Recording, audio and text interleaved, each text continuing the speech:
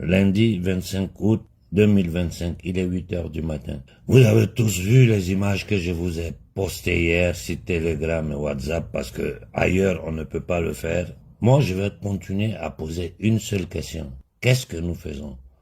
Mais avant d'arriver à qu'est-ce que nous faisons, posons-nous la question, pourquoi? Qui est derrière ça? Qui est derrière le massacre de nos populations dans l'Est du Congo? J'attends une réponse des Africains. Nous attendons une réponse de notre peuple. Qui est derrière le massacre, le génocide au Congo? Et pourquoi ce génocide? Si nous répondons à ces deux questions-là, nous passons à la question principale. Qu'est-ce que nous devons faire?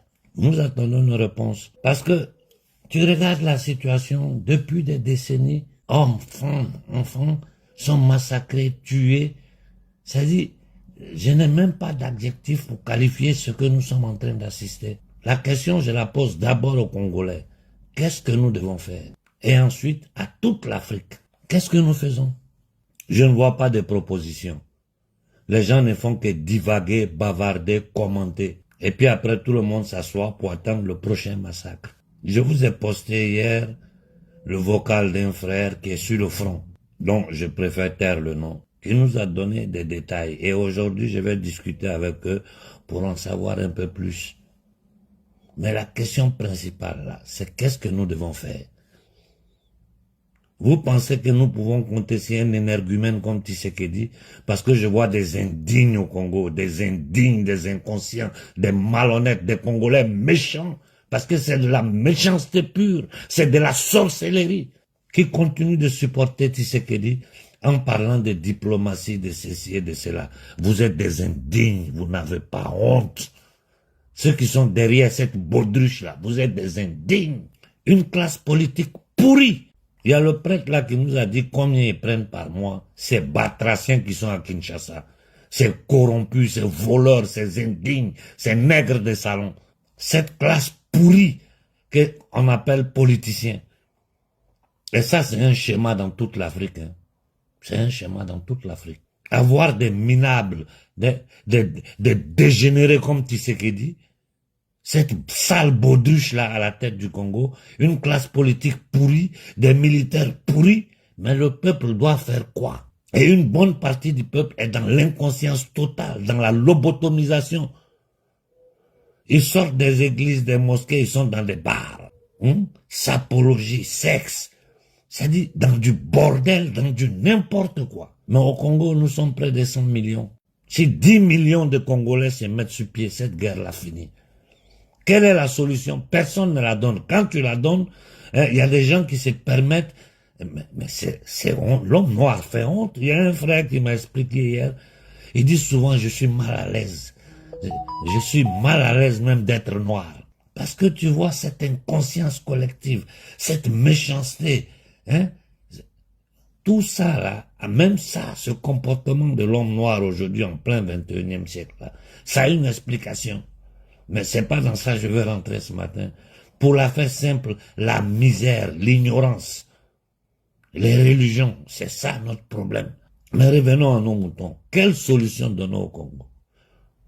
Moi, la seule solution que je vois, c'est affronter l'ennemi vis-à-vis. Les Congolais sont incapables de ça. Vous êtes incapables, vous êtes indignes.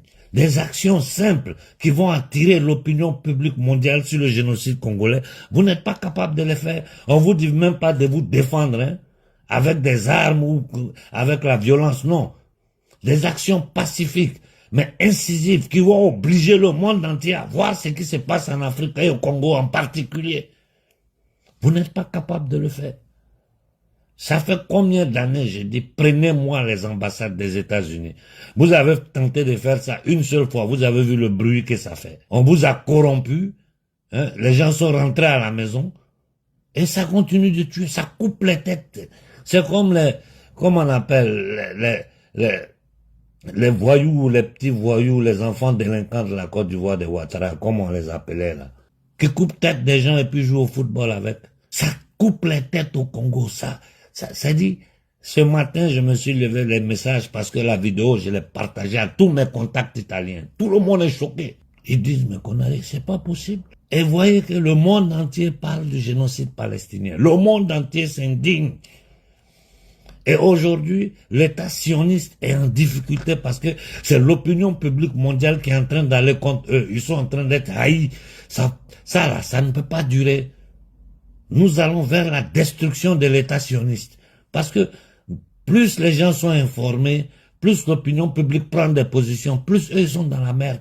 Regardez aujourd'hui en Grèce, on les chasse. Partout où ils essaient de se présenter, les gens les chassent. On ne veut pas d'eux. Mais pourquoi du Congo, personne ne parle? Parce que nous sommes des Noirs. C'est une question, hein.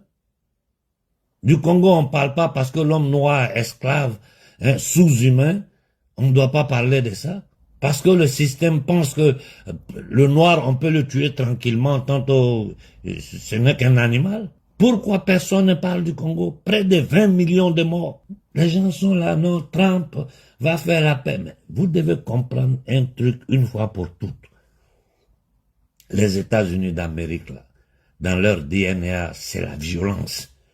Quel que soit le président qui va venir au pouvoir, vous devez comprendre que dans la forma mentis du pouvoir américain, il faut imposer leur suprématie, il faut imposer leur domination sur tous les peuples du monde, quel que soit le président qui est là. L'intérêt de l'élite satanique qui gouverne l'Amérique, c'est-à-dire les marchands de la monnaie, de la dette et de la mort, qui sont les vrais patrons des États-Unis. Ça n'a jamais été un président. Quand un président a voulu vraiment faire son devoir, ils l'ont éliminé comme ils ont éliminé Kennedy. Et ce n'est pas le seul. Quelle solution il nous reste? Nous allons rester là à assister les Ouazalons de combattre avec le peu de moyens qu'ils ont, c'est-à-dire pratiquement sans rien. Vous avez écouté le frère, sans logistique, ils ont des difficultés pour avoir l'eau potable. Ils sont à des hauteurs de près de 1500 mètres. Pour leur faire arriver la nourriture, l'eau potable, il manque, c'est-à-dire pratiquement, ils sont en train de combattre les mains nues contre les armées informelles de la CIA pilotées par Kagame et tous les batraciens qui sont en Afrique, ces nègres de salon qui sont assis en bas de la table pour prendre des miettes et massacrer leur propre peuple pour l'empire du mensonge, pour l'empire anglo-sioniste. Qu'est-ce qu'il nous reste comme solution? Si les solutions que moi je donne, ça, vous ne pouvez pas les appliquer. Donnons une solution parce que moi, j'ai mal dormi hier et je sais que je ne suis pas le seul qui a mal dormi. J'ai dit, mes contacts en Italie, c'est-à-dire tous ceux qui font partie de tous ceux qui sont propriétaires des chaînes YouTube, les journalistes, certains hommes politiques, certains mondes intellectuels, culturels italiens. J'ai pris mon temps hier nuit pour leur envoyer avec tous ces images-là. Et ce matin, je suis en train de voir le retour. Les gens sont choqués. Mais les médias mainstream n'en parlent pas. Les chaînes YouTube de la dissidence n'en parlent pas. Nous-mêmes, Africains, on n'en parle pas. Je vous ai toujours dit, moi, je ne suis leader de personne, je ne suis guide de personne. Je ne suis qu'une voix parmi toutes les voix de la résistance africaine. Et tout ce que je connais, tout ce que je sais, je mets à la disposition du peuple. C'est-à-dire l'hypocrisie des Africains, les businessmen du panafricanisme. Quand ils ont déclenché leur opération inoculation, là, tout le monde était dans le silence. Seul, je me suis levé. Seul, je répète. J'ai commencé à combattre ici en Europe. C'est que ça m'a coûté ici. Vous avez tous suivi sur la toile. J'ai commencé à combattre en Afrique. Et après, le frère Béhanzin m'a suivi en me donnant son soutien, en se jetant lui aussi dans la bataille. Pratiquement, si moi, je ne m'étais pas levé là, en Afrique, tout le monde allait se taire. Aujourd'hui, ils peuvent faire la grande gueule, hein. Mais quand on tuait pour ça, là, tout le monde était silencieux. La pression que nous avons fait, moi et Béhanzin, sur le gouvernement guinéen et sur les gouvernements africains, en particulier sur le gouvernement burkinabé, parce que là, c'est notre espoir. Nous avons eu les résultats avec la position claire que le capitaine Ibrahim a pris en foutant ce Kill Bill hors du Burkina. Mais comme je vous ai dit, on les chasse, ils vont essayer de rentrer par la fenêtre. Pour ça, j'ai dit c'est une décision historique, courageuse du capitaine Ibé, et je lui dis merci pour le bien qu'il vient de faire au peuple burkinabé et l'exemple qu'il est en train de donner à toute l'Afrique. So, aujourd'hui, vous allez voir ces batraciens des panafricains sortir pour bavarder. Il a fait. Au moment où on mène le combat, on ne vous voit jamais. C'est quand il y a la victoire, tout le monde court pour monter sur le char des victorieux à bavarder. Vous êtes des indignes, des escrocs qui ne cherchent que des likes et des miettes à prendre avec YouTube, à manipuler l'opinion publique, à manipuler la jeunesse africaine. Quand il y a le combat à faire, on voit personne. Il y a une priorité plus grande en Afrique aujourd'hui que ce qui se passe au Congo. Il y en a en Afrique où on découpe les têtes comme ça. Je ne parle pas des enfants, des femmes malnutries qui meurent de faim au Soudan, en Éthiopie, un peu partout en Afrique. Mais ce qui est en train de se passer au Congo sous nos yeux, là, tu ne vois personne sortir pour donner des solutions, pour appuyer les solutions que nous donnons. Mais si demain il y a la victoire au Congo, vous allez les voir courir tous, hein, ces batracons, ces maudits qui sont sur la toile en train de bavarder, boostés par le système. C'est-à-dire, c'est honteux des vieillards qui sont là, des gens qui sont plus vieux que moi, hein, et ils m'appellent doyen, parce qu'ils ont peur de reconnaître leur âge. Ils ont peur de comprendre que l'âge là, pour un homme sage, en Afrique on disait quand un vieux meurt, c'est une bibliothèque qui brûle.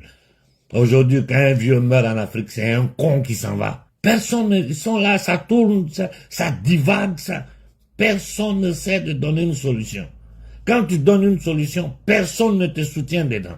Ils attendent seulement le jour de la victoire, si victoire il y aura, pour monter sur le char des vainqueurs. On a vu ça au Mali. Aujourd'hui, nous sommes en train de nouveau à mener le combat au Mali. Ils sont tous dans le silence. Quand ce batracien-là va tomber et que les vérités vont commencer à sortir, c'est là que vous allez les voir sortir comme des rats des trous, hein, à commencer à commenter, à changer de veste. Vous êtes des minables, les activistes africains. Vous êtes des minables, je vous dis. Des gens qui sont là, qui réunissent les gens dans les salles, les conférences, c'est-à-dire la résistance des systèmes, des nègres, des petits batraciens africains, hein, supportés, cachés derrière, qui reçoivent des financements cachés de Soros. Ça fait honte, ça fait honte. Je vois le retour des Africains en privé, la jeunesse africaine, les Africains de la diaspora. Oh, ils ont honte du comportement de notre peuple sur le continent. Quand tu parles, viens ici, on va combattre. Toi, tu combats quoi? Tu ne sais même pas qui est ton ennemi. Tu ne sais même pas pourquoi tu es sur cette terre-là. Ingrat, esclave inconscient. La misère, ce n'est pas une normalité. Mais de la misère, à part la misère que nous vivons là, on n'a pas d'eau, on n'a pas de courant, on n'a pas Internet, on n'a même pas à manger.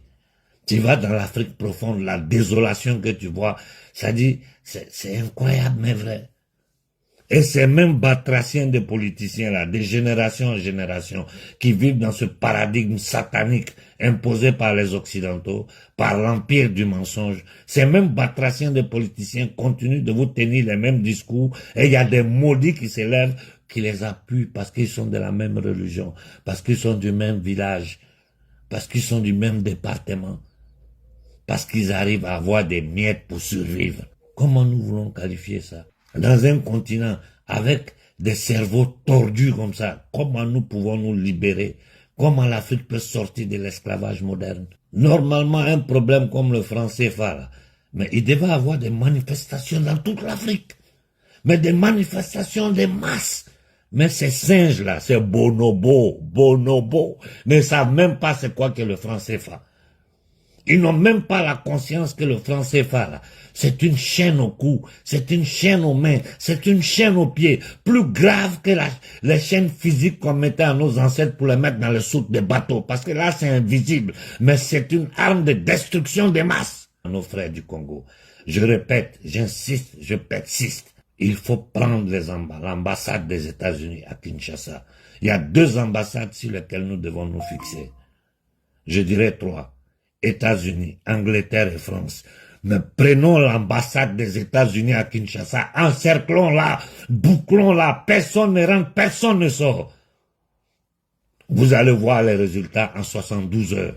Vous restez là, vous mangez là, vous chiez là, personne ne bouge. Dis aux Américains, le M23 doit disparaître de notre territoire. Sinon nous allons mettre à feu et à sang votre ambassade. Je répète, Vous devez arrêter cette guerre contre le peuple congolais à travers ces voyous, ces criminels, ces psychopathes qui coupent les têtes, qui coupent les pieds, qui brûlent les villages. Ou vous arrêtez avec cette armée informelle de la CIA, de l'MI6, de la DGSE française, ou bien nous allons fermer vos comptoirs coloniaux abusivement appelés ambassades. C'est-à-dire les Ouazalendo sont utilisés comme des torchons à jeter après usage. C'est ça, là, c'est ça. Donc c'est ça l'intention qui est en train de s'observer au sein de l'armée. Parce que même toutes les propositions qui sont en train d'être données, que nous donnons, ils ne sont pas sur la ligne de front. C'est nous qui faisons tout. C'est nous qui voyons comment l'avancée de l'ennemi, c'est nous qui sentons actuellement la force de l'ennemi. C'est nous qui sentons que c'est nous qui savons leurs points faibles et leurs points forts actuellement. Et nous descendons, nous leur donnons des propositions. Nous leur donnons nos plans.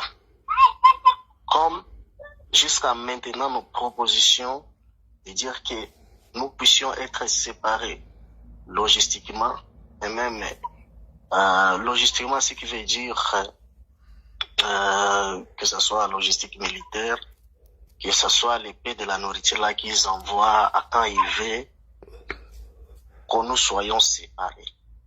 Que cela puisse passer directement à la coordination des RAD et que cela, nous puissions coordonner avec eux parce que là, nous ne serons plus dépendants. Et que cela soit aussi à la logistique militaire. Mais quelle est la situation exacte sur le front en ce moment?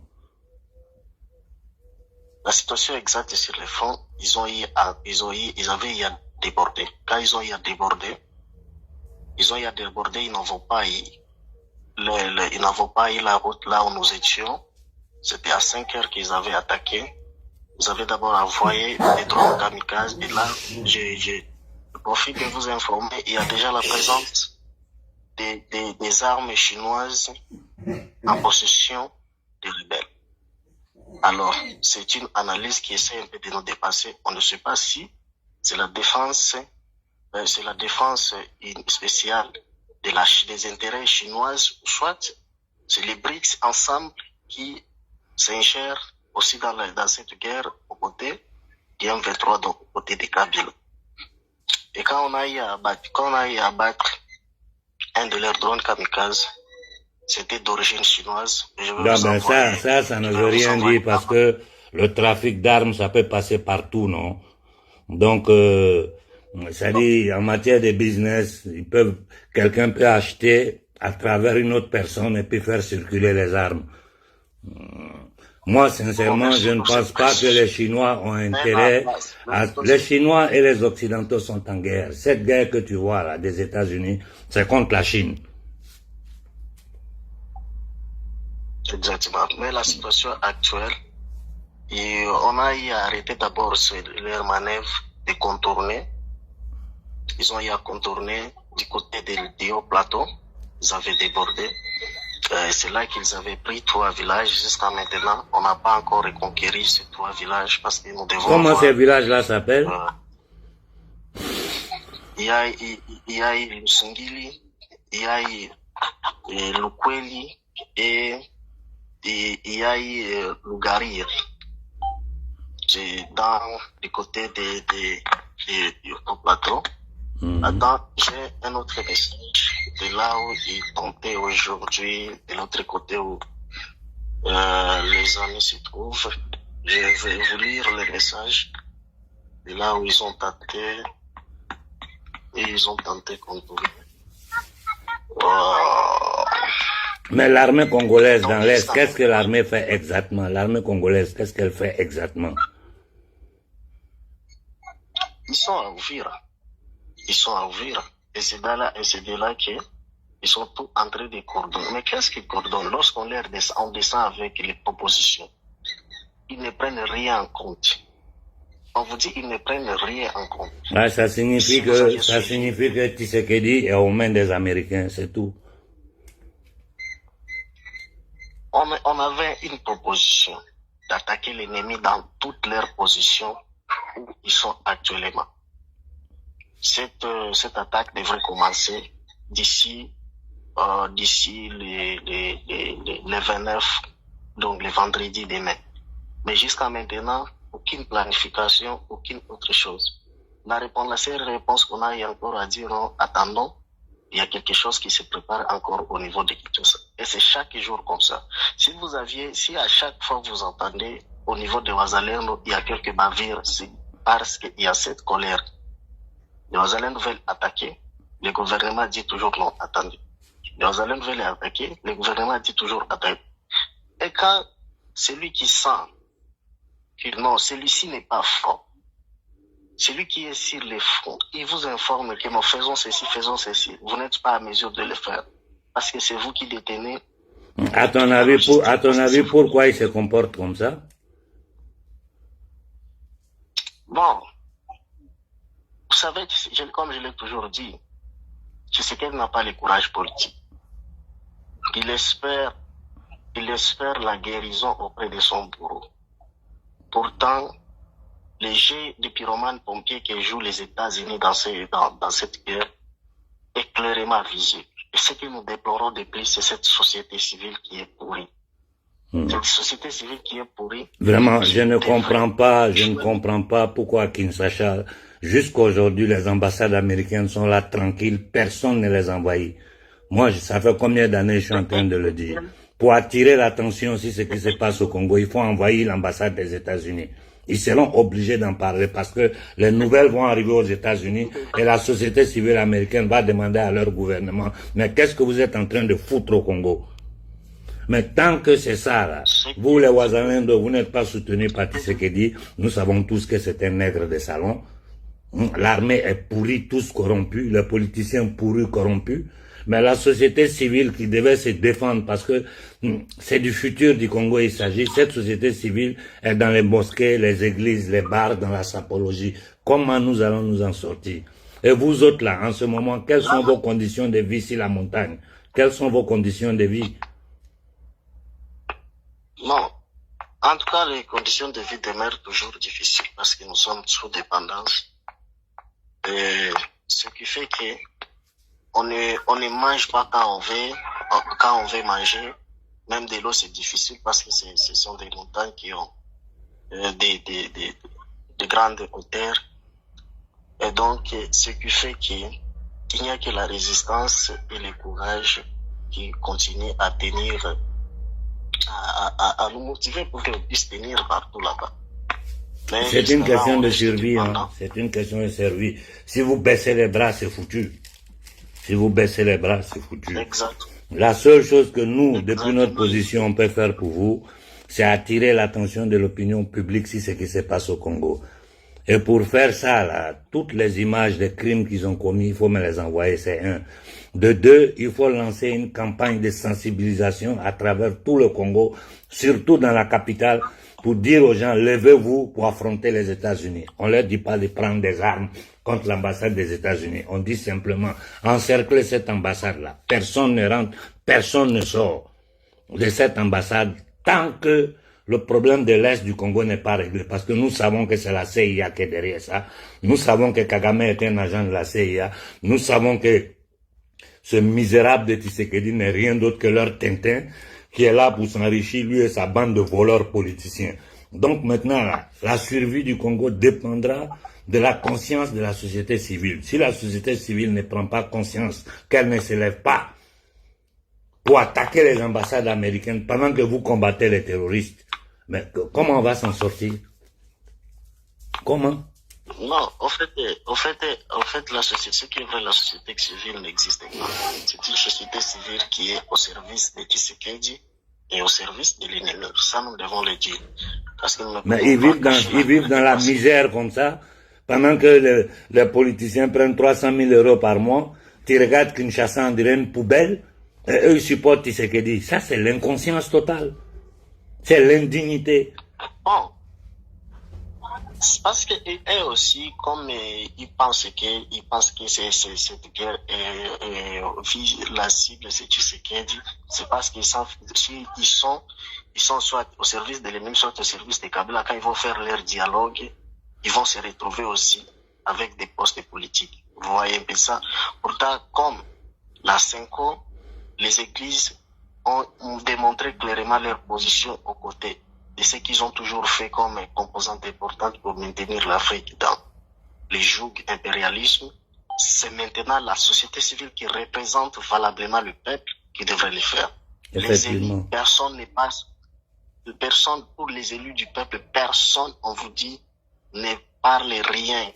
En tout cas, cette fois-ci, on a vu que les politiques du système impérialiste est très, très, très dangereux. Très, très dangereuse.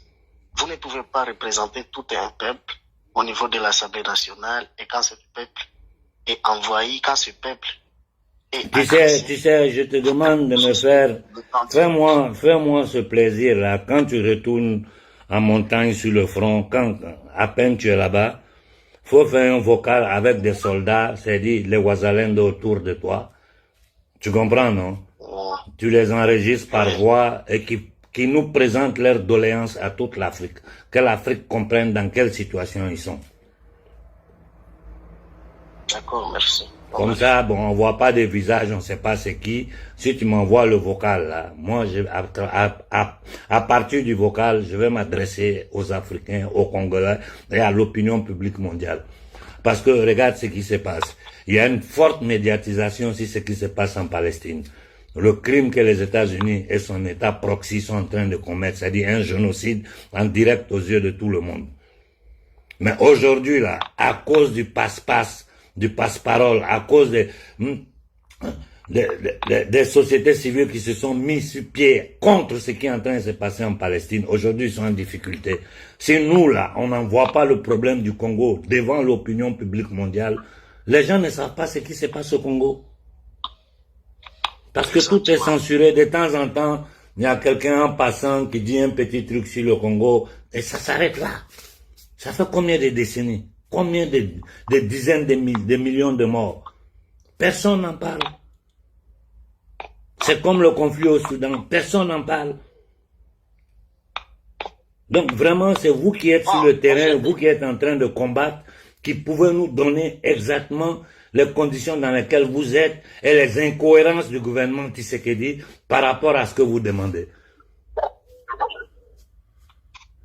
Oui, exactement. On va le faire parce que on avait déjà quelques réquisitions, c'est surtout de le faire parce que il y a ceux qui ont profité déjà, surtout de faire des espionnages, des localisations, tout ça. C'était passé déjà au GT. Ouais, mais quand tu enregistres le vocal, faut l'envoyer, tu peux l'envoyer à travers quelqu'un d'autre qui va me l'envoyer à moi. Bon, il y a des techniques pour pouvoir éviter que les gens puissent savoir quelle est votre position. Je pense que vous connaissez ces choses-là, non? Oui, exactement. Ouais, mais il faut un témoignage clair des Ouazalendo sur le front pour que les Africains puissent comprendre effectivement ce qui se passe. Il faut des images qui montrent au monde entier les crimes que l'armée informelle de la CIA est en train de commettre au Congo.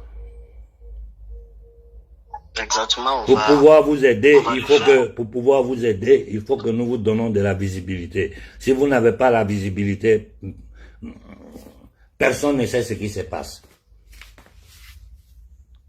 Merci beaucoup. Merci beaucoup. Okay. Merci beaucoup. Non, mais je pense que vous êtes informés que le fameux Thabo Mbeki, l'ancien président de l'Afrique du Sud, c'est celui qui est maintenant en train d'initier le dialogue, c'est celui qui fait l'appel maintenant que le dialogue puisse se passer. Voilà pourquoi il y a urgence de faire vraiment une mobilisation populaire. Thabo Mbeki, c'est un nègre de salon comme tous les autres.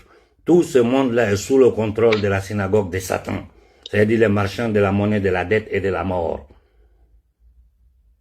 On ne peut pas compter sur eux. Ils ne feront que les jeux de 3 cartes et en finalité, c'est toujours les intérêts de leur patron qui feront. Nous, comment nous, on peut prétendre discuter avec des gens qui sont responsables des millions de morts et qui continuent à le faire, qui continuent à nous faire chanter. Vous voulez la paix, donnez-nous vos matières premières. Comment nous, on peut vouloir discuter avec ces gens-là?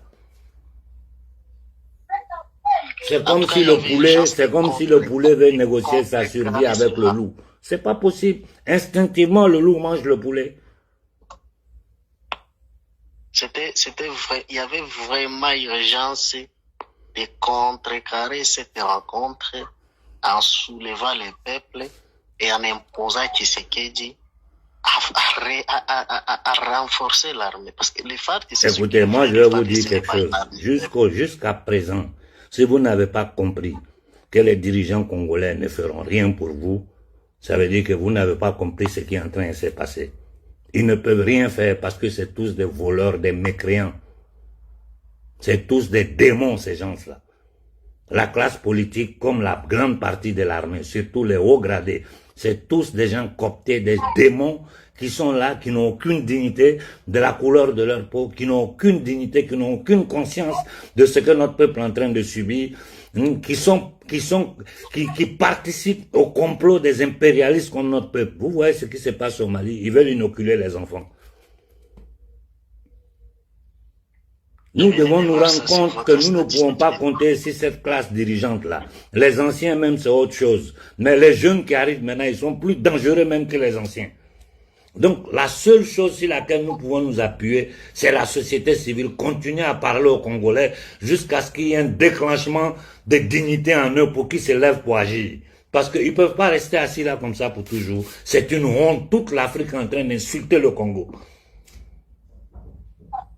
Ils ne sont pas assis, ils sont à l'œuvre de leur ventre. Voilà. Au service de leur ventre, tout ce qu'ils sont en train de faire. Ouais. Parce qu'ils vont vous dire, lorsque vous insistez, ils vous disent que non, il faut seulement dialoguer, nous n'avons pas l'armée, nous n'avons pas ceci. Et quand on lui demande, toi, tu as un jour été sur la ligne de front pour que tu dises que vous n'avez pas d'armée. Tu as dit, tu as été un jour sur la ligne de front. Pauvre Afrique. Et si toi aussi, tu tenais à dire non au dialogue, faisons la guerre. Est-ce que lorsque l'ennemi entend cela, je dis, quand on va en guerre, là, il faut avoir une stratégie de guerre. Mais on ne peut pas aller en guerre sans stratégie. Et si vous combattez, vous défendez le territoire au risque de vos vies, mais la société civile, l'ambassade américaine est là. C'est de là que les gens planifient tout pour détruire l'Afrique. C'est de leur ambassade que tout ça part. Mais qu'est-ce que nous attendons pour attaquer ces ambassades-là?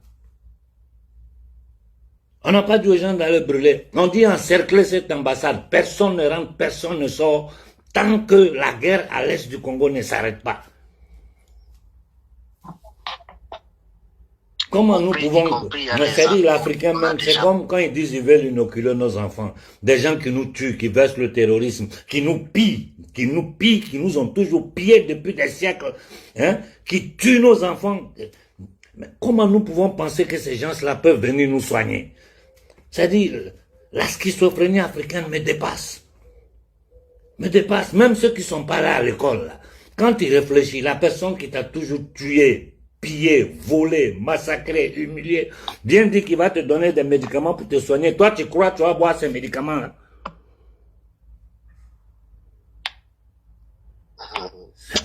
Ça, c'est l'inconscience totale. Moi, je pense que l'Afrique peut se moquer des Congolais, mais c'est juste parce que on fait face à un système. Les gens vont voir qu'on est en train de faire face aux politiciens, mais on fait face à un grand système. Mais ce ne sont que les petits Tshisekedi, ce ne sont que les boys de ces gens-là. Tout ce qu'ils gagnent dedans, c'est leur richesse, leur pouvoir. Tshisekedi, si on va fouiller là, ces gens, ils ne peuvent pas parler parce que tout ce que Tshisekedi vole ou c'est caché là, c'est eux qui cachent ça pour eux. Quand nos dirigeants volent, ils mettent l'argent dans les paradis fiscaux. Qui garde ça pour eux? Donc, ils ont le doigt dans la bouche de ces gens-là. Ils peuvent le mordre quand ils veulent. C'est son trait. Donc, on est arrivé au point que les gens sont limités. La seule voie qu'ils ont qui pensent seulement pour sortir dans cette crise, ce n'est que les dialogues. Mais les dialogues, on en a eu combien? Une nouvelle risque de se faire infiltrer. On veut dialoguer. Allons dialoguer avec eux devant leur ambassade. Que la société civile à Kinshasa s'élève des millions de personnes qui aillent dialoguer avec leur ambassade à Kinshasa. Ils sont pas capables de faire ça. Quel dialogue ils veulent faire? Dialogue par des nègres de salon totalement soumis aux entités démoniaques qui gouvernent ce monde?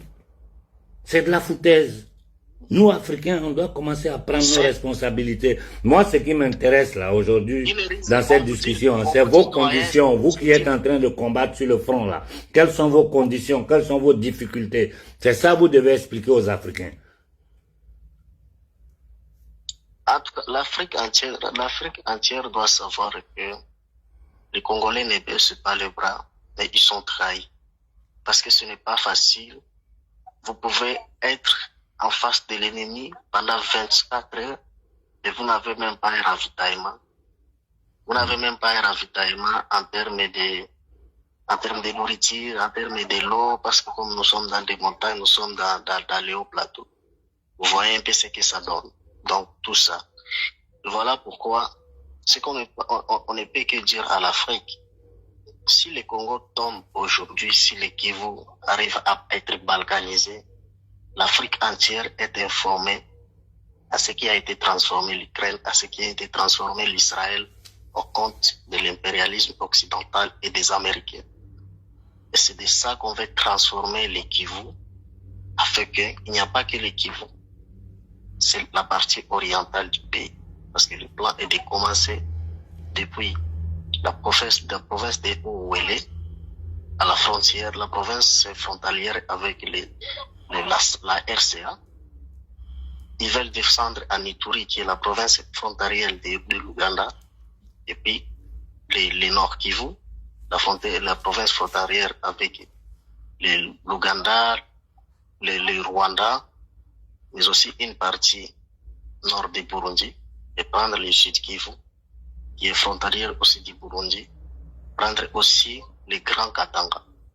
Mais aussi, ils ne veulent pas épargner la province du Maniema, qui est au centre, et la province de la Chopo, avec comme la capitale Kisangani. Vous imaginez, s'ils arrivent à prendre cela, ils ont pris ce que vous appelez le Congo, ils ont pris ce que vous appelez la richesse du Congo.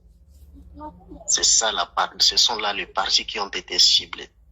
C'est pour dire à l'Afrique, il n'y a qu'une seule question à se poser.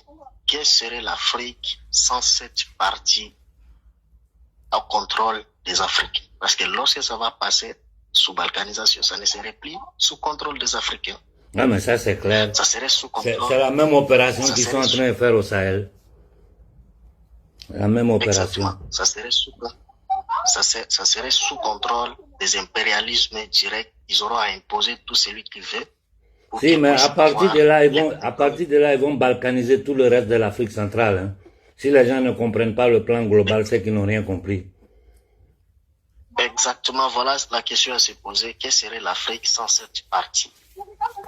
Nous aurons à être fatigués parce qu'il y a c'est une partie qui est remplie, bondée de minerais stratégiques qu'ils ont toujours besoin pour fatiguer l'Afrique des guerres, mais aussi le monde entier.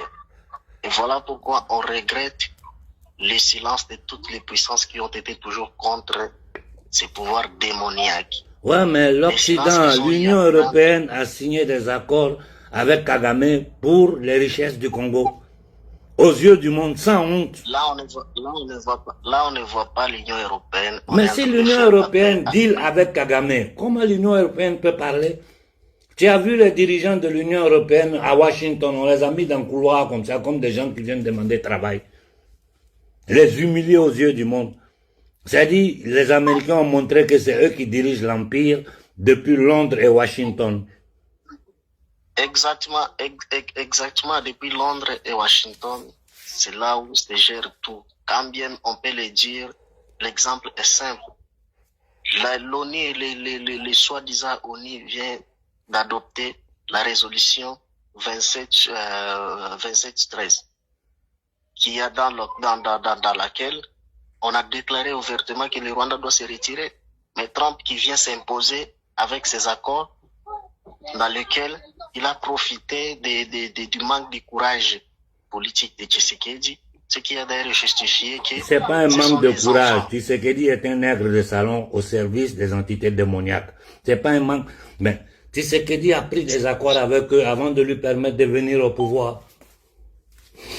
Ceux qui l'ont accompagné à Washington, ceux qui l'ont accompagné en Allemagne, m'ont fait des témoignages, les gens qui étaient à côté de lui.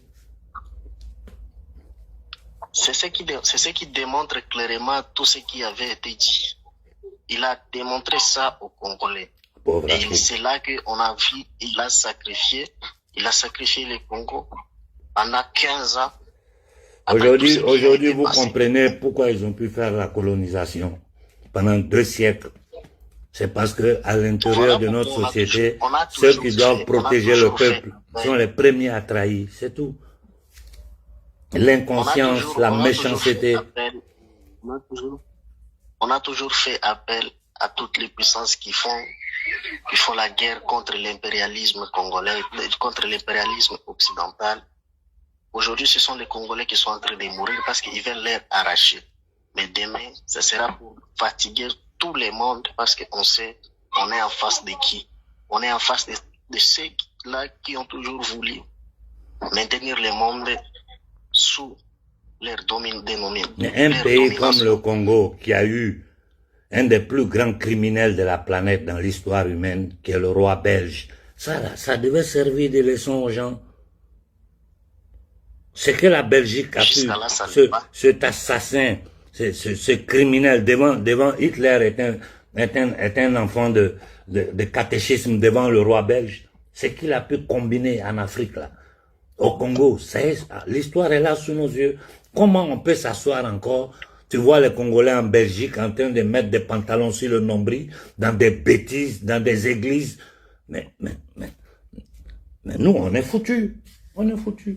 Bon, au fait, doyen, nous, au stade actuel, on s'en fout de cela parce que on sait que ce sont les effets du système qui a été mis en place. Ouais, voilà qu'il faut d'abord combattre afin que tous ces gens-là puissent se rendre compte qu'ils n'étaient qu'entrés. Ouais, mais sans moyens logistiques, sans nourriture, sans eau, comment vous allez faire? Combien de temps vous pouvez résister? C'est pour cela on fait appel à tous les Africains, parce que c'est le centre de l'Afrique qui est menacé. Et quand le tronc d'un arbre est attaqué, vous savez que même les racines vont pousser, vont donner encore quelque chose pour redonner la vie à l'arbre, mais avec une possibilité difficile, mais l'arbre sera d'abord abattu. Et ça va demander le temps pour que l'arbre puisse trouver une autre opportunité de vivre. C'est ça vraiment le pourquoi de mobiliser l'Afrique. Ce qui se passe au Congo, ça se passe en Afrique. Et ils doivent aussi se mobiliser. Ouais, mais les premiers à se mobiliser doivent être les Congolais. Si la société civile congolaise bouge là, tu verras qu'ils auront le soutien de toute l'Afrique. Les gens sont prêts. Mais ceux-mêmes qui sont attaqués, ils sont assis à Kinshasa dans la saleté là, qui ne se rendent pas compte de ce qui est en train de se passer. Mais les autres ne peuvent pas s'engager. Ça doit commencer par les Congolais. On s'en fout de ces gens-là. Ceux qui ont besoin d'aider les Congolais sont ceux qui sont là, qui peuvent s'adresser à nous qui sommes en face. C'est nous, ceux qui se sont fait les chairs à canon devant l'ennemi. C'est avec nous qu'il faut commencer. Parce que si on se met toujours à tenir compte de cette société civile, dans nous pouvons imposer notre société civile. Dans nous pouvons imposer ceux qui peuvent jouer le rôle de la guerre médiatique. Tout ça. Ok, j'ai reçu ton message. Je vais le partager avec les Africains. Et puis bon, on reste en contact. Non, comme je m'apprête à aller à Rome, je serai de retour en fin de semaine. Quand je serai de retour, je vais t'appeler et puis bon, on va un peu discuter de la situation. Ok? Merci beaucoup. Ah, du courage et du courage. Merci beaucoup.